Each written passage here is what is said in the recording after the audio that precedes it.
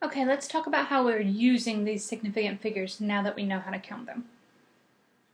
You saw that there are rules for how to round your answer when you do multiplication and division and addition and subtraction with significant figures. And since most of the numbers we're going to use in this class are measurements, we're going to be dealing with significant figures all the time. So before we practice using the rules, let's just practice rounding to significant figures. Because I find that a lot of time that gives you confusion because you want to know, do you want me to round it to the ones or the tens or the hundreds? You have to decide that. So let's look at these first 5. I'm asking you to round these numbers so that they have 2 significant figures. So with number 1, we have 105.0. Hopefully you can count that and say that has 4 significant figures. The trick when you're rounding is you cannot change the number. That 1 is in the hundred place. It has to stay in the hundred place. You are always going to count from the left other than like placeholder zeros. So this one's going to be significant and this digit's going to be significant. This digit is the first one we're dropping. This 5 makes this 0 round up. And we get 110. Let's look at number 2. Now, hopefully, we know that these zeros are not significant. They are placeholders. So they aren't going to be counted here. We want this 5 and this 6 to be significant. This first number we're dropping makes the 6 round up. Remember, we have to keep the decimal in the same place. So we get 0.0057. That is 2 significant figures. Let's look at number 3.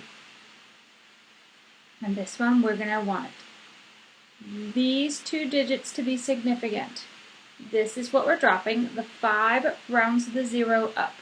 You cannot just say 51. That's not anywhere close to 5 million. Remember, you've got to keep the number the same distance from the decimal place. So instead of just dropping all this stuff, you will put in zeros to be placeholders. And as long as you don't add a decimal, those zeros are insignificant. That number has 2 significant figures. Let's look at this next one.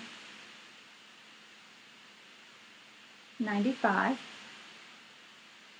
Those 2 are going to be significant. This 0 does not round up that 5, so we get 95.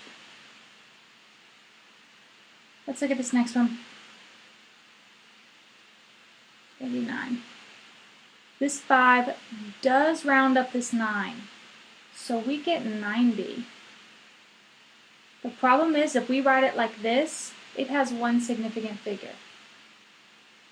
The trick to make some zeros significant but not every 0 is scientific notation. We can write 9.0 times 10, and because we move the decimal 1 time to the first. And that has 2 significant figures as well. Now that we've practiced rounding, let's look at some examples of doing math with significant figures.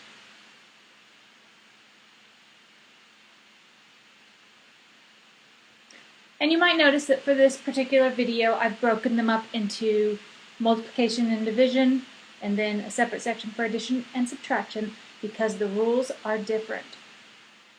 In this first section, we're going to multiply and divide. That means that you need to round your answer to have the same number of significant figures as the original number with the least. For the purpose of getting practice, you should go get your calculator and you should pause the video, try to round your answer, and then check by unpausing the video and see what I get. So in this first one, when we do this multiplication,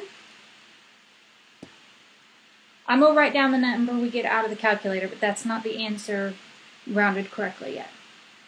I just want to have this clear. So we get 2, 6, 5, 0, 3, 6. Now let's talk about the rules. This first number here has 3 significant figures. This number has 3, so my answer has to be rounded to have 3. So these 3 digits will be significant. That 0 does not make that 5 round up. And we get 2, 6, 5, 0. Just make sure you don't put that decimal on there, otherwise you make that 0 significant, and it shouldn't be. Let's look at number 2.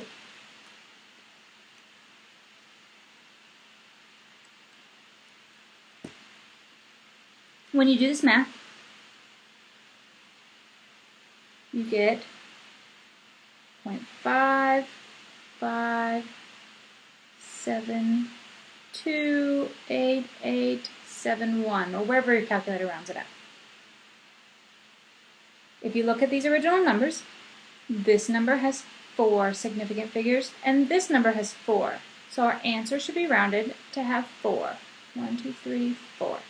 That 8 rounds up to 2, so our answer should be 0.5573. I know some of you really hate dropping these digits because you think, oh, I want my number to be as accurate as possible.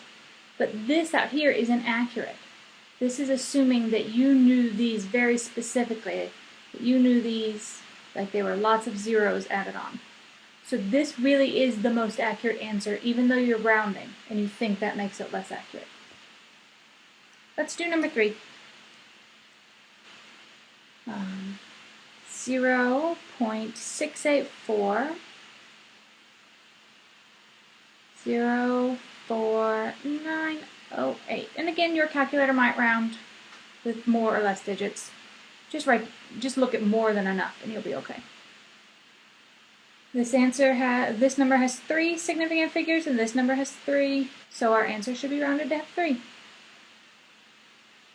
And we get 0.684. Let's look at number 4. You should get 9576. This number has 3 significant figures and this number has 2. So we round to the original number with the least. That means we're going to have 2 significant figures. So we want those 2 to be significant. The 7 rounds up the 5. So we get 96. But you have to add these zeros as placeholders to keep that 9 in the thousands place. So we get 9600. Remember, when you round, your answer should not look that different from the number you rounded off of. Rounding is supposed to make a number less exact, not change it. Let's do this last example. Should get 0.06933376. Let's look at our significant figures. This number has 4 because those zeros are significant. This number has 5. So our answer should be rounded to have 4. We have to remember that this is a placeholder, so it does not count. So we have 1, 2, 3, 4. That 3 does not round up that 3. So we get 0.06933 as our answer. Let's talk a little bit about adding and subtracting. Remember, the rules change when you add and subtract. When you're adding and subtracting, instead of counting significant figures, you're counting decimal places. So let's look at this math. Let's do number 1. We add these 2 numbers. And you get 8.832. This number has 3 decimal places, 3 numbers past the decimal. This one also has 3, so we have to round our answer to have 3, and it's already written that way. So 8.832. Let's look at the second one.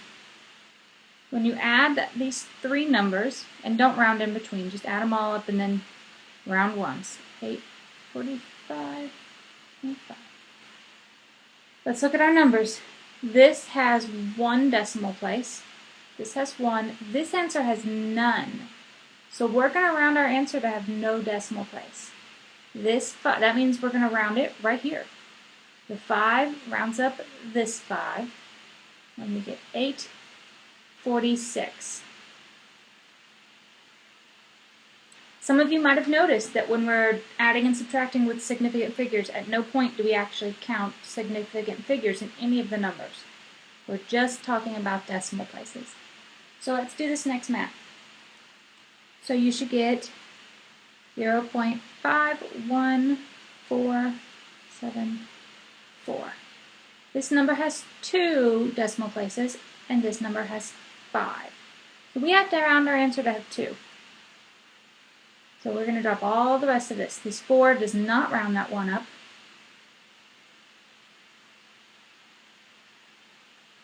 And we get 0.51. And you can see that's barely a change from the original number because we subtracted such a little amount. And the next problem.